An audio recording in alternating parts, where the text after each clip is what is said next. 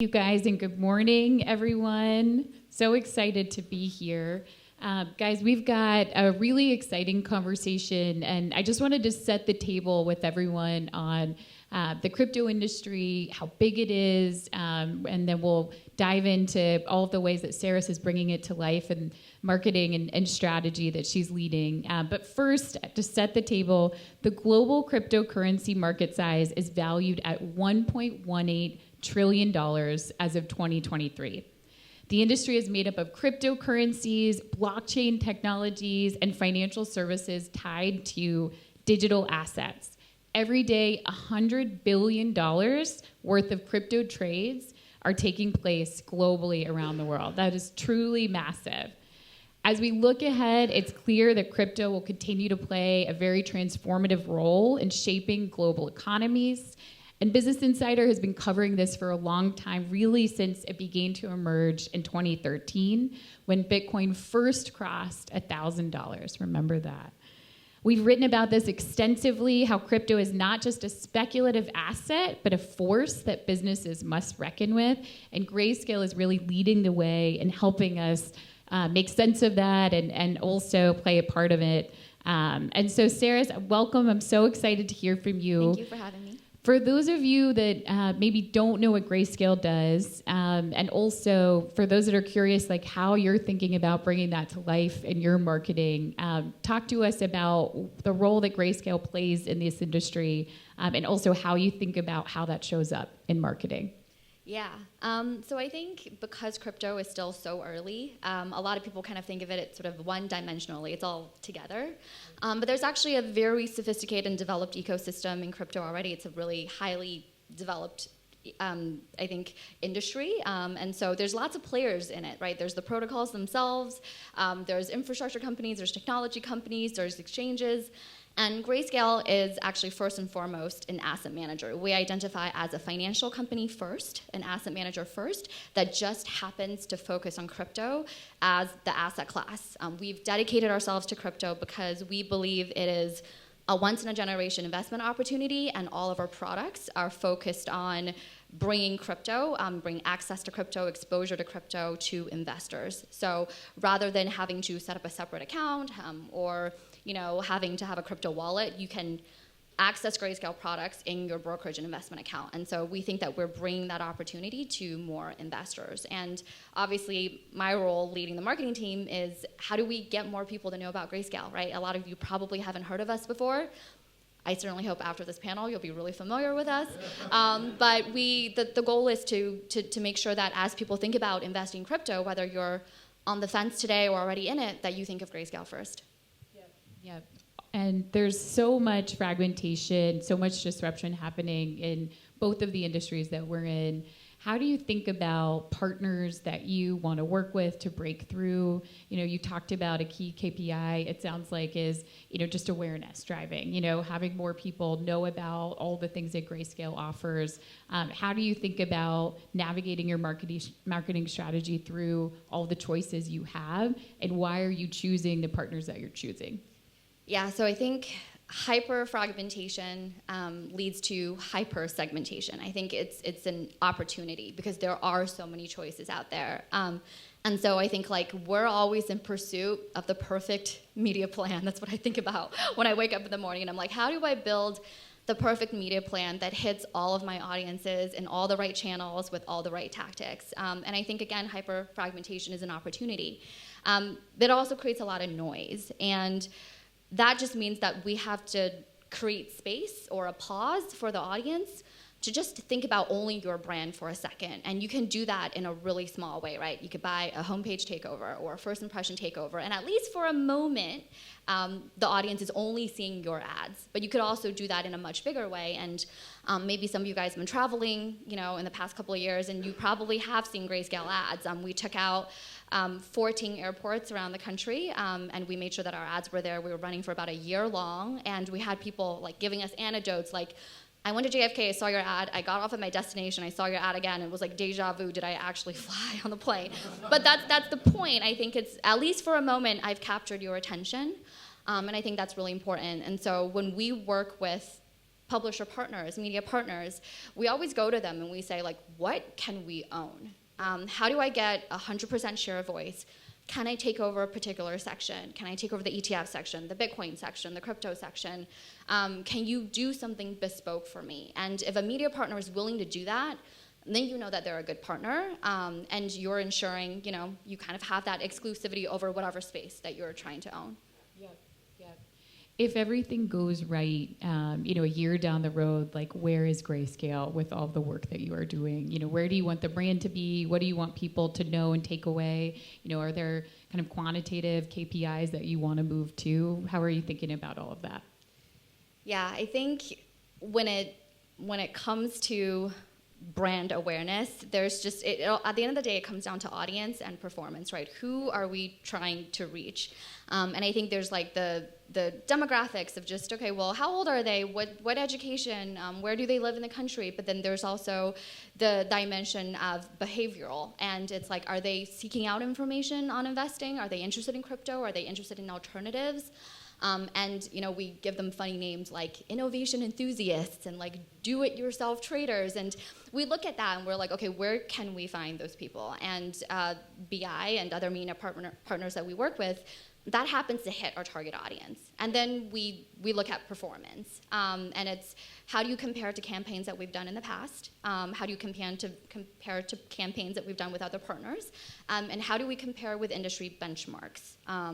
And if we're above benchmark, great, what do we do right?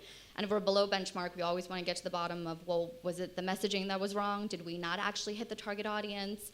Was the tactic incorrect? So all of those things, I think, are really grounds our conversation in, like, did we achieve our goals? And what can we do better next time? Great. And we're grateful for the partnership we get to have together. I'm going to take it in a different direction. I know that maybe some of us have been investors ourselves. Some of us have followed different storylines around the crypto industry. And it's clear there are a lot of communities that have emerged around that industry. Would love to hear how you think about the power of tapping into those communities. They're kind of fervent enthusiasts, and how you think about moving the needle in those communities. It definitely feels like special and specific to crypto. I'm not sure that those kind of communities exist around other industries, but would love to hear how you think about that. Yeah, so there's certainly a lot of crypto enthusiasts, and to your point, I think they are enthusiastic about the particular protocol and the token. So when Grayscale releases a product, that token community gets really, really excited.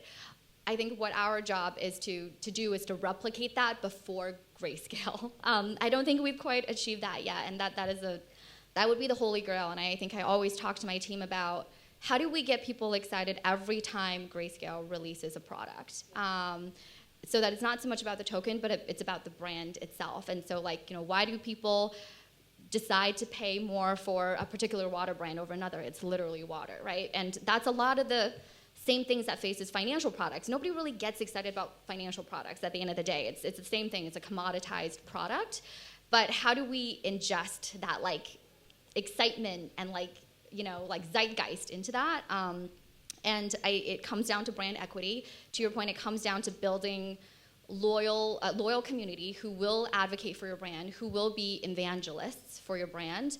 And I think you have to provide them value. You have to give them something that they believe is actually making an impact. And I think right now, at least from marketing, it's about giving education. People don't know enough about crypto yet, and they're not going to buy it if they don't understand it.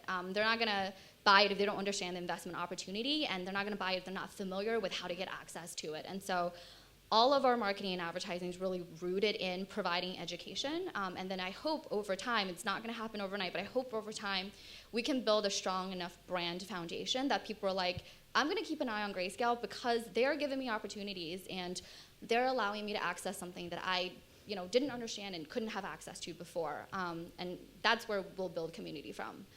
Unfortunately, we don't have that today. That's the goal. That's what we're trying to reach for. That's great.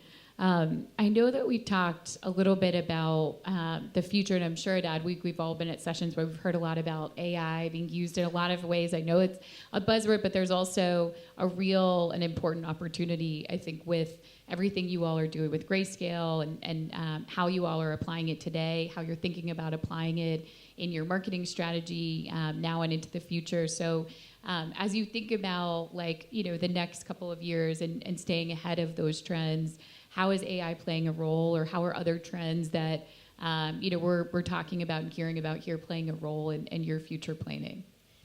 Yeah, it's hard because I think it's so much of it. I mean, AI is very early, just in the way that crypto is very early. So I think, at least from the most practical perspective, I've just encouraged the team to use AI. Right? We're actually only a team of 8, and we put out a lot of stuff into the world, and we want to work smarter, not harder. So I think we use a lot of AI tools to help us, whether it's creating images or writing the first draft of social posts. I think, why not, right? At the end of the day, you take a look at what they've written, you put your voice on it, and you're a lot more efficient. So I think there's that piece. And then I think it's also understanding the intersection between AI and crypto as well. I think crypto is all about decentralization, and that can be, I think, a monitoring force for AI as a technology to not become too centralized. And we actually have thought leadership that we put out into the world about that. So I think it is early. I don't think I have a super strong opinion on it, but I would encourage all the marketers in the room to think about how to use it in your own practice and just in your day-to-day jobs. Yeah, we have a couple of interesting ways we're using it at Business Insider. It's very early, but you are seeing ways to just be more effective in your workflow, and that's a good place to start too. I'm going to ask just a more personal question and ask you, what are your news sources? When you kind of wake up or check in throughout the day, what are your must-reads? How do you stay on top of all the things that you have to know to operate this business? I hope BI is on there, but outside of that, what are the other kind of must-reads, must-listen-tos for you? Yeah, so I think I'm guilty of being always on all the time, because my first thing is I just want to make sure that I go to all of my partners and make sure that my ads are running, honestly. Did I have a homepage takeover today? Did I do a newsletter today? Did that go right? So I don't really see much beyond that, honestly. It's a big media plan, but I think BI is absolutely on the list. I almost feel like I shouldn't name other publishers because I'm working with you guys.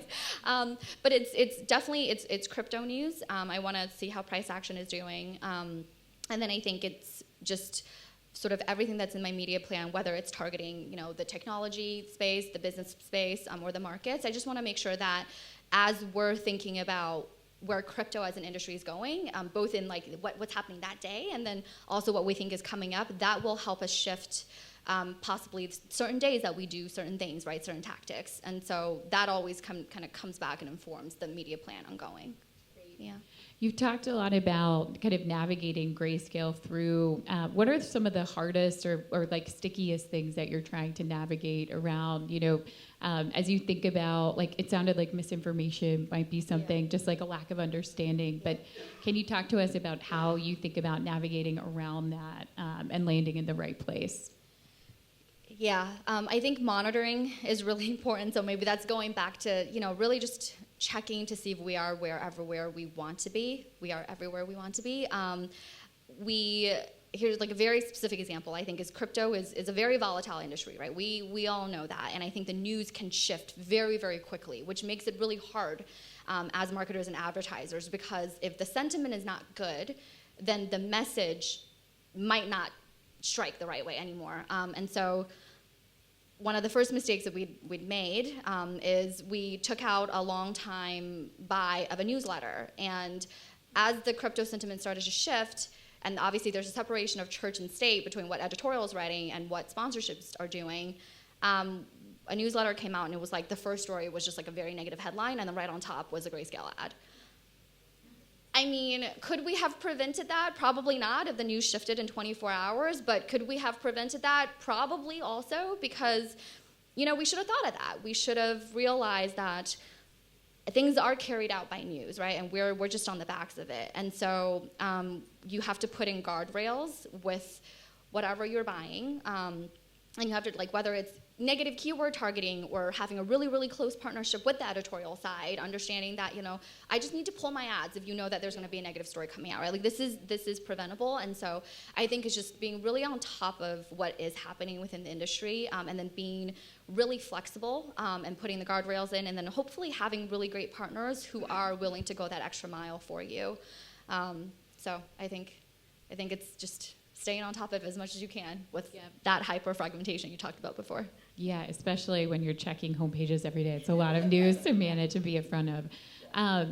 We've talked a lot about the strategies and the different things that you're doing to navigate Grayscale around. And one of the things that I started with is that this industry is a huge global industry. Talk to us about how you think about the U.S. versus efforts globally, where you see the greatest opportunities in terms of markets that you're focused on, and just like in general, like is the U.S. furthest ahead in this industry, or is it another country or another market?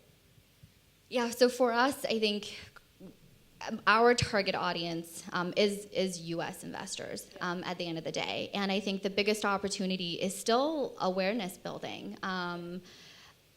I think everyone sitting in this room, whether or not you are currently holding crypto today, you've heard of it at least, and you've seen it in conversations, and hopefully you're curious about it. And so every one of you is a potential Grayscale customer, which is a massive opportunity for us, right? But I want to be the first that comes to mind, which means I need to be everywhere you look, so that the moment you do start to consider an investment in crypto and exposure to crypto, you're just like, Grayscale, that is the name that comes to mind. And so that's where we want to be. That's where really the focus is. I think, whether from an international or U.S. perspective, it's a growing industry. And again, we really believe it is a once-in-a-generation opportunity. And this asset class is new.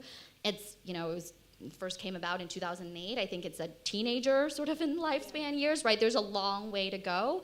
And so I think the opportunity that we're most excited about is that more and more people are going to be entering this space. Obviously, it's come under more regulatory, I think, approvals, and there's more frameworks around it than ever before. It's become much more sophisticated, much more developed, and that's what we're most excited about. It's great. So for people in the audience, to take away, do they download the Grayscale app, or like we've got a sitting audience? Yeah. How would they action on learning more? Thank you for that question. I think the best thing is that you don't have to download a Grayscale app, right? So the same way that you would invest in any stock, that you would search up a ticker in your existing brokerage and investment account, you search for a Grayscale ticker. That was why we've gone the road that we have gone, and I think we realize that people, as they're looking at their portfolios, don't want to set up another crypto wallet, or don't want to have actually cold or hard wallet. They just want to see everything in one place. And there's obviously regulatory support around that. These are familiar wrappers, ETPs. These are funds, investment funds that people are familiar with. This is within the traditional financial system, and that's what we're bringing crypto to. We want to make it accessible and familiar to people. So if there's one thing that I could ask you to do, I think it's just to go away and look up a Grayscale ticker in your investment account, and take a look at us. Yeah. Thank you, Sarah. Thank you to everyone in the room. Thank you, guys. Stay tuned. Thank you for having me. An industry to watch.